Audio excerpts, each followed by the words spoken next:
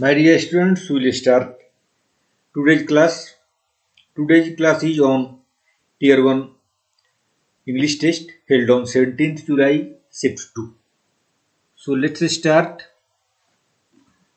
Select the most appropriate intoning of the underlined word. Lucy presented a lucid account of her achievements before the committee. lucid means होता है जिसे हम आसानी से समझ सकें, which can be understood easily. तो इसका एंटोनिम हमको लिखना है, तो एंटोनिम अब इसका क्या हो जाएगा? ऑर्डरली से कोई इधर मतलब नहीं है, एम्बिगस हो गया, एम्बिगस. ल्यूसिड का एंटोनिम हो गया ambiguous. Answer 4 is option 4 is correct.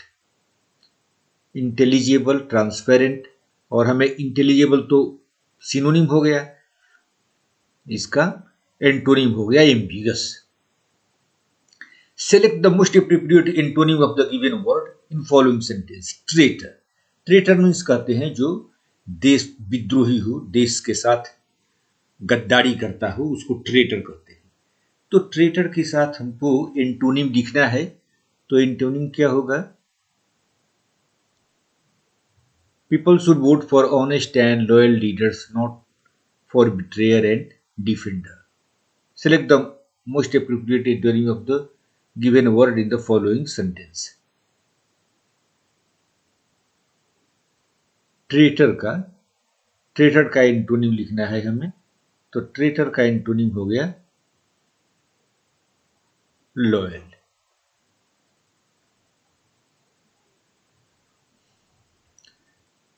Correct. People should vote for honest and loyal leaders, not for betrayer and defender. So these options are from this sentence. All these options are from this sentence, and you will have to find out an antonym for traitor. The antonym of traitor is loyal. Betrayer is one who deceives us. विश्वासघाती करता हो, विश्वासघात करता हो. Defender आप जानते हैं, defend करने वाला. And honest person, already you know, ईमानदार आदमी. Select the most appropriate antonym. See, in question 3 also we have to find out antonym also. The word is indolent. Indolent means क्या होता है? आलसी आदमी, लेजी आदमी को हम कहते हैं indolent. Indolent का मतलब होता है lazy. Indolent means a lazy person. Lazy, tardy कह सकते हैं. तो इंडोलेंट का हमें एंटोनिम देखना है. एंटोनिम होगा एक्टिव. लेजी तो इसका सिनोनिम हो गया, स्लगिश भी हो गया, और अनस्किल्ड कुछ दूसरा कुछ है. तो ये नहीं है. Option number 3 is the correct. यहाँ ऑप्शन 4 था. Now select the most appropriate option that can substitute the underlined segment in the given sentence. The Indian independence movement sought to establish the conceptions of freedom and social welfare. Conceptions of freedom के लिए हमें एक word लिखना है out of the given options. Conceptions of freedom. Freedom का मतलब क्या है? लिबर्टी होता है. तो concepts of liberty दिया हुआ है, ये सही हो गया. Conceptions of freedom. Conceptions of freedom के लिए हम लिख देंगे concepts of liberty. Concepts of liberty. तो हमारा option 3 is the correct one. Now select the most appropriate antonym of the underlined words in the given sentence. Developed countries are at disadvantage to have access to modern science and technology. तो at disadvantage का हमें antonym लिखना है. यहां फिर antonym भी लिखना है एट डिसएडवांटेज का. तो एट ए डिसएडवांटेज का एंटोनिम हो गया प्रिविलेज्ड, जिसको डिसएडवांटेज हो रहा है, और यहां पर हो गया privileged. And option number 2 is the correct one. Option 2 is correct. Option 2 is the correct rule. Privileged, at a disadvantage का एंटोनिम हो गया privileged. Privileged.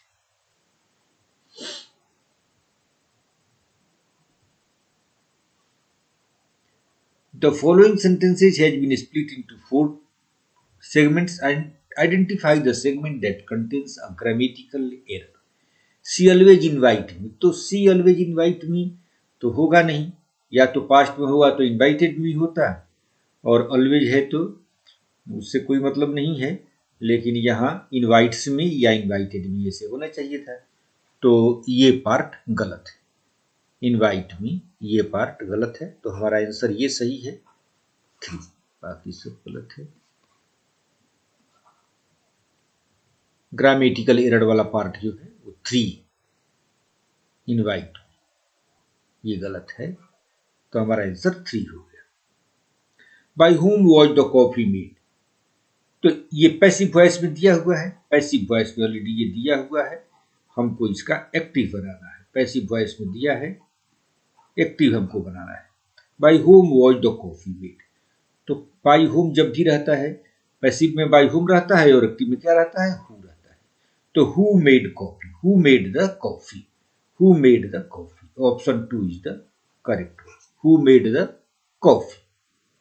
Select the option that can be used as a one word substitute for the given group of words.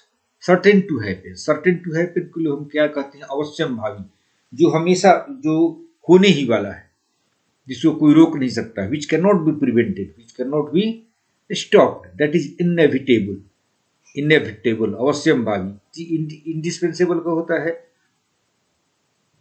Indispensable means अनिवार्य, अनिवार्य। Justifiable आप जानते हैं, convertible भी जानते हैं, जो कन्वर्ट होने वाला हो, which is able to convert is convertible. Justifiable means worth justice.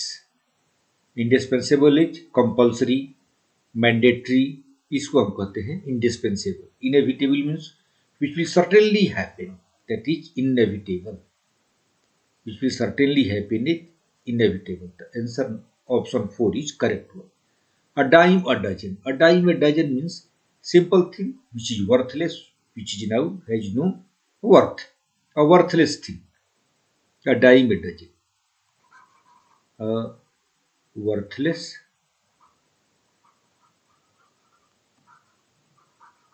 worthless idea या worthless item, कुछ भी या worthless thing. A worthless thing. तो select the sentence that uses the given idiom correctly. The concert tickets were a dime a dozen and sold quickly.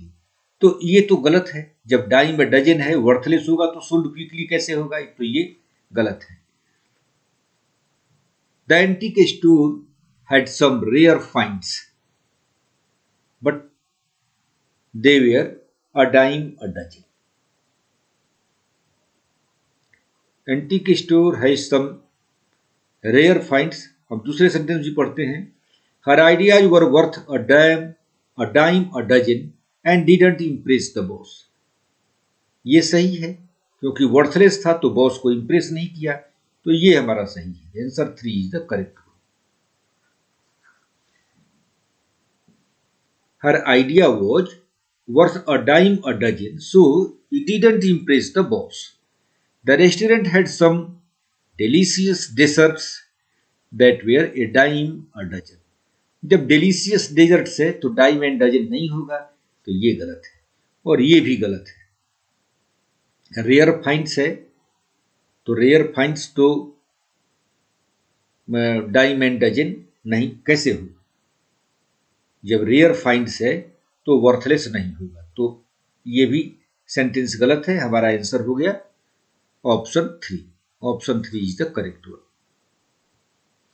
Now question number 3. Only the artists who make sculptures are allowed to take part in exhibitions. तो हमें ये one word substitute करना है, which means the same as the group of words underlined in the sentence. तो हो जाएगा artisan भी जो लोग छोटे मोटे काम करते हैं उनको आर्टिजन बोलते हैं, जैसे पॉटर्स, और ये हो जाएगा sculptor. Only the artist who make sculptures, जो स्कल्पचर्स बनाते हैं उनको क्या कहते हैं हम? स्कल्प्टर। तो option 3 is the correct word. Select the incorrectly spelled word. Cradle, unction, wilful and fruitful. Wilful में जहां भी किसी के साथ कंबाइंड वर्ड बनता है, फुल तो होता है फ्यूडेबल, लेकिन जब किसी वर्ड के साथ लगता है और कंबाइंड वर्ड बनाता है, वर्ड के साथ लगकर बना, कंबाइंड वर्ड नहीं, वर्ड जब बनाता है तो केवल सिंगल इल रहता है। विलफुल, फ्रूटफुल, विलफुल, फ्रूटफुल या हैंडफुल है, इस सब में सिंगल एल रहता है। हैंडफुल सब में सिंगल एल रहता है, ये गलत है। Payments can be made by cheque, चिकी, चीक, चिक। तो ये चेक है, इस चेक को हम कहते हैं payments can be made by cheque. एक चेक ये ऑर्डर होता है, इसके थ्रू पेमेंट किया जाता है। तो ये स्पेलिंग होता है CHEQ। ये गलत है, ये सब गलत है। ये चिक का मतलब गाल होता है, ये दूसरा है। So this is the correct one. Now select the incorrectly spelled word. Niece, father, uncle, ये सब सही है, ये सब सही है, ये सब सही है, ये गलत है, ये गलत है। ये होता है NEPHEW, NEPHEW, NEPHEW। तो ये हमारा आंसर हो गया 4। Answer is 4। Now select the most appropriate option to fill in the blank. The police were on high alert on account of the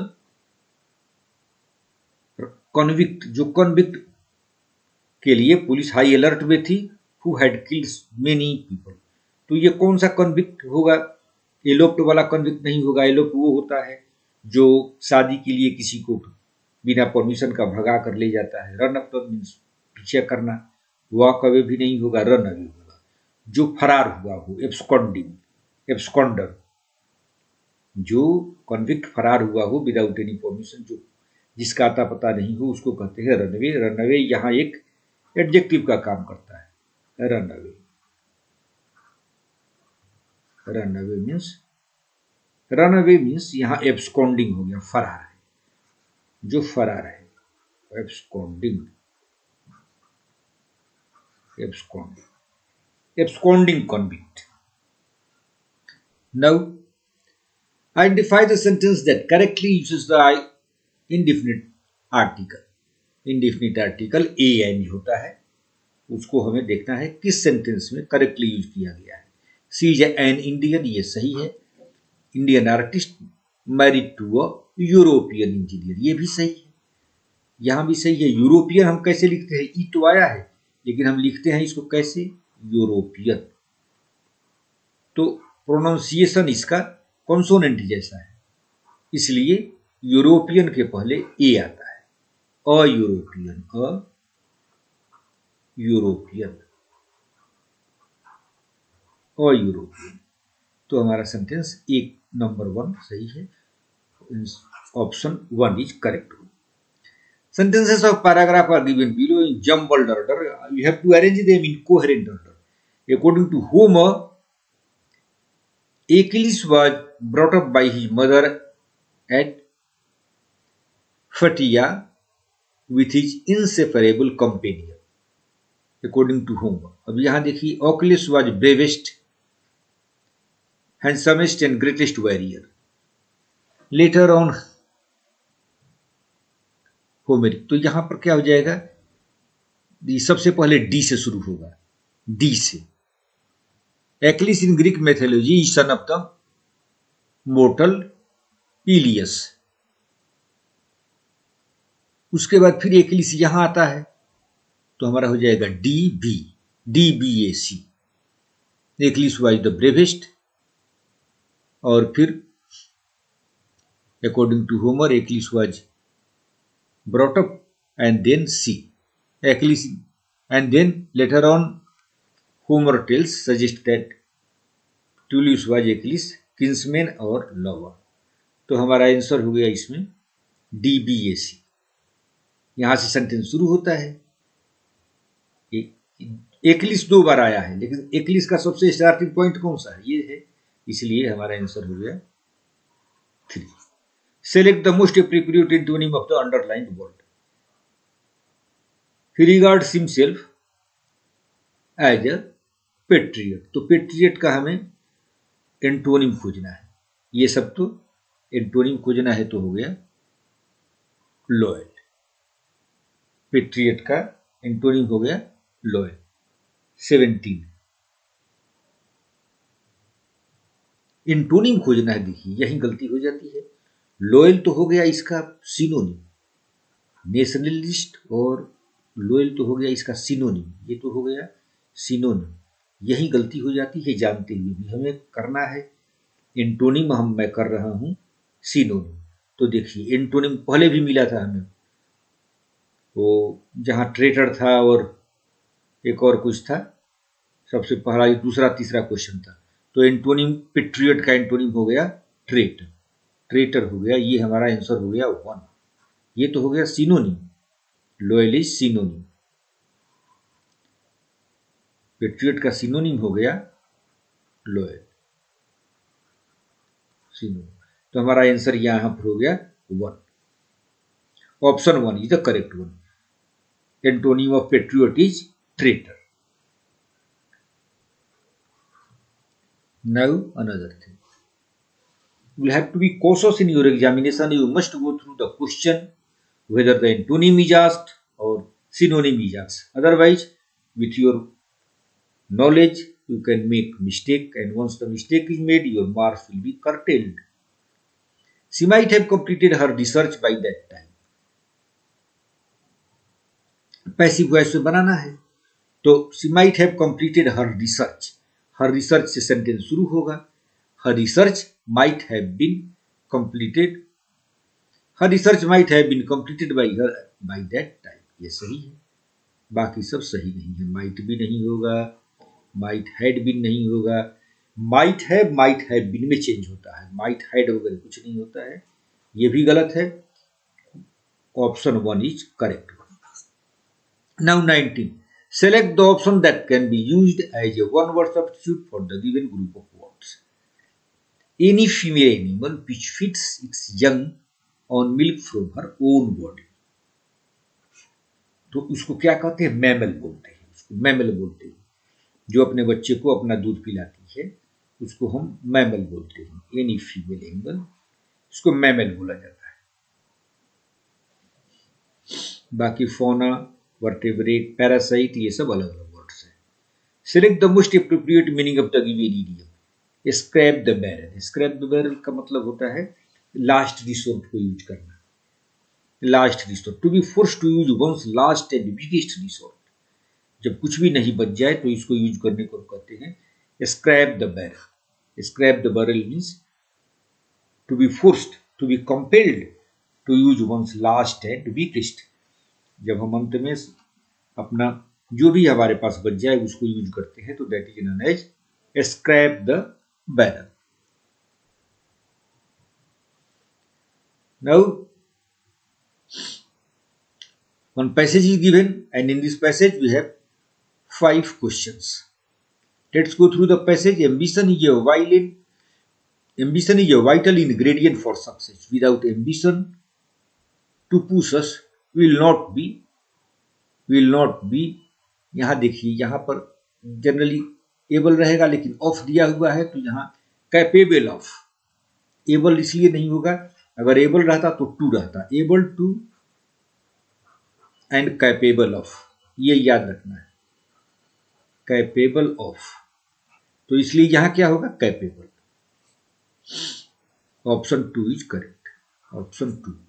now the next one, we will need that, we all need that special something. We all need that special something within ourselves. हमको अपने अंदर कुछ ऐसी चीज की जरूरत होती है जो हमें विल पावर देता है। विदिन आवरसेल्व्स, विदिन आवरसेल्व्स, जो हमें विल पावर देता है to reach a higher goal. to reach a higher goal. Give us the willpower to reach a higher goal. Select a higher goal. Then we imagine ourselves capable. तो यहां हो गया then, जितना हम imagine करते हैं उससे ज्यादा higher goal, than we imagine our self capable, फिर हम जो बताए थे कैपेबल ऑफ, देखिए यहाँ अभी होगा कैपेबल, कौन सा है ये, 4, capable of, select the most appropriate option, ये कैपेबल ऑफ, ऑप्शन 4 जो हमें एक विल पावर देता है, higher than our imagination, higher goal, than we imagine our self capable of. 8 ambition, money and fire, ambition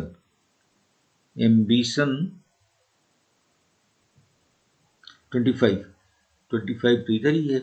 8 ambition like money and fire, ये good servant but a bad master, means यहाँ ambition अगर आपका money और fire है तो here you will have to be a good master, otherwise it will be your enemy, because goals like money and fire are good servant but a bad master. They are good servant, so keep them under your control. If you have this ambition in your mind, keep them under control, otherwise they will do a lot of harm to you. So friends, we have completed the tier 1 questions held on 17th July in shift 2. Now your task is to revise it, prepare it, and stop not till you, until and unless your goal is achieved. Thank you very much.